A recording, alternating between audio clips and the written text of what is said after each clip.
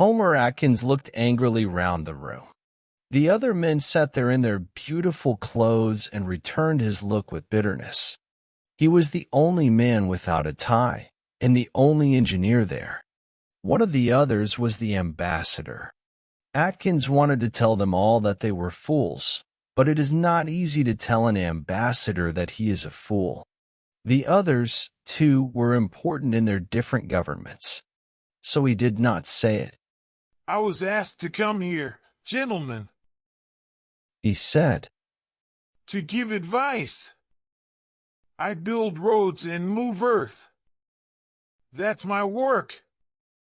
You say that you want roads, but I tell you that you don't need any. I've been here 10 months, and I've walked all over the country. I've talked to 1,000 people, and I've sent in my report. But Mr. Atkins, said one of the smooth gentlemen. you haven't told us much about the roads. Where ought they to go? You don't need any. You need things that the people here can make, small things, but useful things. What do the people care about roads for the army? Here you can think of nothing else, roads, and only roads. But go out into the country and take a look there. You've got some good people away out there. Build some factories for them. Let them make this and put food in them. Forget the roads until you've got more money. Mr. Atkins, this is not your business. You've been asked where the roads ought to be put. No one has asked you whether you prefer roads or factories. You must leave that sort of decision to others. They must decide, not you. Who ought to decide? People like you? Which of you has been out into the country? What do you know about the villages? There was a silence. Which of you has been out into the country? Atkins asked again. The silence remained unbroken. There were many red faces in the room. Build a factory to make bricks. Atkins said, Let some of the people get stone out of the ground too. There's a lot of very fine stone out there. It can be used for building. And make use of that good soil near the coast. That's the work of the agricultural men. Someone said, You know nothing about soil. You're a man who builds roads. Very well, Atkins said. He got up and walked out of the room, but the ambassador went out too and followed him. Come and have a drink. The ambassador said, I like the things that you say. No one else likes them. Said Atkins with a bitter laugh. Mr. Atkins, The ambassador said, are you willing to go to Sarkhan? Why? Have you any problems there? They were sitting together with their drinks. Sarkhan is a country which has a lot of hills. The ambassador said, Crops are grown on terraces on the hills. They have to work hard when they raise water from the rivers below. The fields above need the water, but it is slow work. Can you help us on that problem? Can you find an easy way of raising water to the terraces? Perhaps. Atkins took a pencil and began to draw. You need a simple pump. He said. He was busy for 15 minutes and did not speak. Well, it may be interesting. He said then. Yes, it may be quite interesting. 2 weeks later, Atkins and his wife flew to Sarkhan. His wife, Emma, was almost as ugly as her husband. They went to live in a small cottage near Hado. The floors of the house were made of earth. They had one tap for water. There were thousands of insects and one Sarkhanese boy. He was 9 and had dark eyes. His name was Ong. He appeared at 6 o'clock every morning and stayed all day. Emma Atkins enjoyed herself in Sarkhan. She liked working in her house, and she kept it well. It was as good as the houses of her neighbors. Homer Atkins was busy with his pump. It was a pump for water, and it had to be driven by hand. The idea developed very slowly in his mind. The people needed good pumps to raise water. They used buckets to do this, but the work was hard and slow. One man lifted the bucket to the terrace, and another man emptied it there. The Sarkhanese had been doing this for many years, and they did not like the thought of change. There seemed to be no reason for change, but Atkins knew that he must find a better way of moving the water. Talking was useless. He had to do something to help. A simple pump needed 3 things. First, it had to have cheap pipes. This was not a difficult problem. He had decided that the pipes could be made of bamboo. There was plenty of bamboo in the place. Secondly, the pump itself had to be made, and this problem was also solved.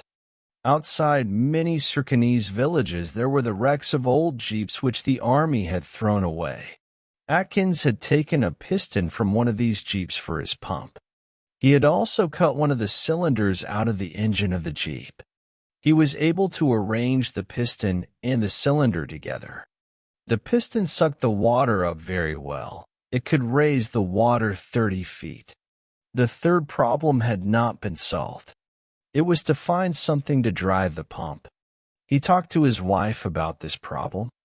It must be something that can be found here in Sarkhan. He explained. I don't want to bring something from abroad. If I did that, it would cost too much, and perhaps the Sarkhanese wouldn't understand it. Most of the farmers haven't been abroad. Why don't you give these nice people some good engines? Emma asked. You've got all that money in the bank at Pittsburgh. You're rich enough. You know the reason. He said. When you give a man something for nothing, he doesn't like you. You're the first man that he hates. If this pump is going to work properly, it must be a Sarkhanese pump. If I gave them part of it, it would be my pump. Emma smiled fondly at Homer. She turned and looked out of the window. She saw a group of Sarkhanese on bicycles. They were riding as usual towards the markets of Hado. She watched them for a few moments. Then she turned round suddenly, and her eyes were excited. Why don't you use bicycles? She asked. There are millions of them in this country, and they must break down sometimes. Couldn't you use part of an old bicycle to drive each pump? Atkins looked at Emma's face and slowly sat up straight. I believe you found the answer, old girl. He said. We can take the wheels off an old bicycle. We can use the chain to drive the piston up and down in the cylinder. I can fix that. Yes! That can be done. He began to walk round the room. Emma, with a little smile, returned to her cooking. In a few moments she heard the sound of papers. She knew that her Homer was drawing something. 2 hours later he was still drawing. An hour after that he started to drink beer. When the time came for dinner, he had drunk a lot of beer, about 6 bottles. I think I've found the answer, he said. He began to explain the machine to her. She made him sit down and eat his dinner, but he ate very fast and talked about his drawings all the time. Emma watched her husband fondly. She was proud of him. She was happy when he was happy. Today she felt very happy indeed. Stop drinking beer, Homer. She said. And don't forget that it was my idea about the bicycle. Your idea? He shouted. Woman, you're mad. I was thinking about it all the time. You just reminded me of it. 2 days later, he had a model of the machine. Every part of it could be found in the country. Nothing needed to be brought from anywhere else. There were probably enough old bicycles to make 2,000 pumps, but first he had to make 2 pumps that worked properly. At this time, Emma gave him some good advice. Now, listen, Homer. She said. Don't run off like a wild man. You've got good machine there, and I'm proud of you. But the Sarkhanese won't use it immediately just because it's good. Go slowly. Let them use the machine themselves, and in their own way. If you try to force them, they'll never use it. Well, tell me what to do. Atkins said.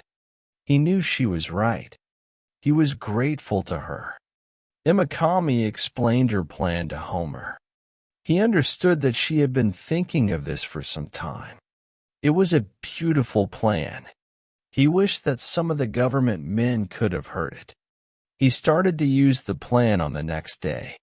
He drove in his jeep to the small village of Chongdong. 100 people lived there in 15 or 20 houses. The village was built on a steep hill 60 miles outside Hado. The soil there was rich, but it was a poor village. The work of raising water to the terraces was terribly hard. They were so high above the river that it took a long time. All the men were always tired in Chongdong. Atkins politely asked where the home of the headman was. He talked to the headman, who was 75, and he talked in his own language. The headman was pleased that Atkins knew the language. During their talk, he helped Atkins to find the proper words. Atkins told the headman that he was an American engineer. He said that he had made a new kind of pump. This could lift water to the terraces, and he wanted to develop it. He did not try to explain about the piston and the cylinder. This man was not an engineer. He said that he wanted to make and sell pumps. He wanted the headman to find a clever Sarkhanese. He needed a man who knew something about machines. Atkins said that he would pay well for this man's time and skill. The man would also share the profits of the business. The old man understood clearly, and they began to discuss the new mechanic's pay. Both the headman and Atkins were soon satisfied. They shook hands, and the headman went off to bring the mechanic. He returned with a small man who looked very strong.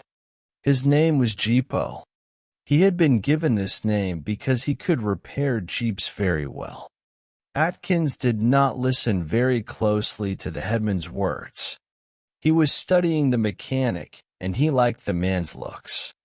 Jeepo's hands were as dirty as Atkins' own hands. Jeepo looked steadily back at Atkins.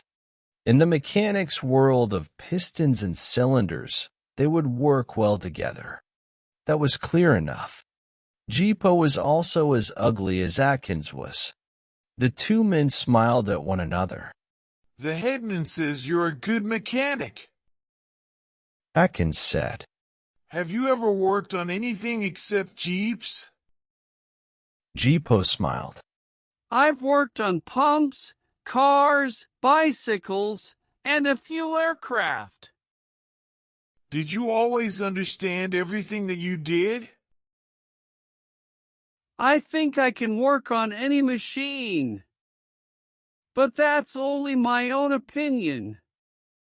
Try me. We'll start this afternoon. Atkins said. There's a lot of stuff in my Jeep outside. We'll take it off the Jeep and start without delay. By the middle of the afternoon, they had done a lot. 20 feet of bamboo pipe had been fixed together. The bottom of the pipe was put into the river near the village. The top part of the pipe was fixed into the pump which Atkins had planned. The frame of an old bicycle was placed above the pump. Both of its wheels had been taken off. Jipo had put these things together himself, without Atkins' help. Everything was ready in the late afternoon. Atkins drank some beer and waited calmly. The headman and 2 or 3 others were sitting beside him. He could feel that they were very excited. They understood the purpose of the machine, but they did not believe that it would work. Sir, the machine is ready. Jipo said quietly. I'm ready myself to turn the pedals of the bicycle. Then we can see whether it works. Atkins agreed. Jipo climbed on the bicycle and began to turn the pedals. The pump worked slowly. Jipo turned the pedals faster. The chain moved faster, and the pipes made strange noises. For several seconds there was no other sound. Then suddenly some dirty brown water rushed out of the top of the pipe.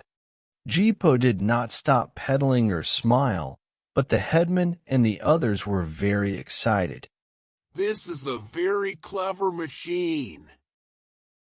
The headman said to Atkins, In a few minutes you have lifted a lot of water. It is more than we can lift in 5 hours. Atkins did not reply. He was waiting for Jipo. He had a feeling that Jipo was not entirely satisfied. Jipo continued to turn the pedals and looked down at the machine. He saw that some change ought to be made. He called out to Atkins to tell him about them. When the small field was covered with water, he got off the frame of the bicycle. It's a very clever machine, Mr. Atkins. Jipo said. But it is not a machine for this country. Atkins looked at him steadily. Why not? He asked. Jipo did not immediately reply. He moved silently round the machine. Then he stopped and faced Atkins. The machine works well, he said. But a man who wants one must have a second bicycle. In this country, Mr. Atkins, very few people possess 2 bicycles. They haven't enough money. Unless you can find another way to drive the pump, your clever machine is useless. For a moment Atkins felt angry, but he remained calm when he remembered Emma's advice. What happens to all the old bicycles in this country? He asked Jipo. Aren't there enough of them to drive the pumps? There are no old bicycles in this country, Jipo said. We ride bicycles until they fall to bits. When a man throws his bicycle away, it's too old for anything else. So what would you do, Jipo? Atkins asked. You're a clever mechanic. You ought to have some ideas. For a time Jipo gave no answer. He sat in the field and looked at the strange machine. He said nothing for 10 minutes. Then he walked back to his place in the field. The headman felt rather anxious and watched Atkins' face. Jipo was acting proudly. The headman told the others that after this no one would respect them. When Jipo heard this, his ears changed to a red color. Atkins wanted to laugh. He walked towards Jipo and sat down beside him. For 15 minutes the 2 men sat quietly, studying the machine. Atkins spoke first. Perhaps we could make a wooden frame, he said. The frame's cheap enough. Jipo answered. It's the other parts that cost the money. For 10 more minutes they sat together. The headman and the others were talking all the time, but Atkins said nothing. Once he walked to the machine and turned the pedals. He and Jipo thought of 6 answers to their problem, but each one was useless. When darkness was falling, Jipo suddenly stood up. He walked to the bicycle and began to pedal hard. Water rushed out of the top of the pipe. He shouted an idea at Atkins. He suggested that another frame ought to be made. It could be built of bamboo. This frame must be made to hold an ordinary bicycle. Then its back wheel could drive the pimp. They would have to change the machine a bit. Then, after that, everything would be easy. Each family had a bicycle for use on the roads. This could be put into the bamboo frame, and then it would drive the pump. One bicycle could do both things. The family could use it both for traveling and for pumping. Atkins showed his pleasure. This mechanic has made a great discovery. He told the headman. A bicycle can be used on the roads and also for the pump. Jipo's idea has made everything possible. He must get half of the profits that will come out of this business. The headman spoke a few words to the other men. Then he turned to Atkins. Do you propose that you and Jipo should build pumps together? Yes. I want to enter into business with Jipo. We'll start a factory and build this kind of pumps. We'll sell the pumps to anyone who'll buy them. The man who buys will not need to pay the whole price immediately. He can pay over 3 years for his pump. Jipo will have to work hard. He'll have to work as hard as I do myself.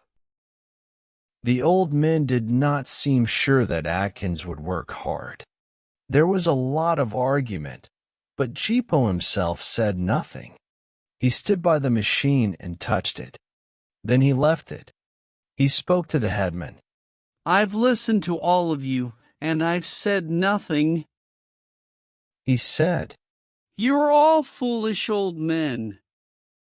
This American knows how to work with his hands. He built this machine with them.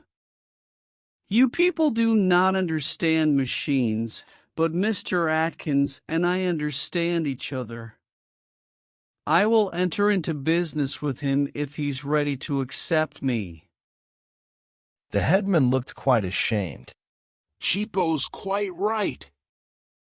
He said, We can trust this American.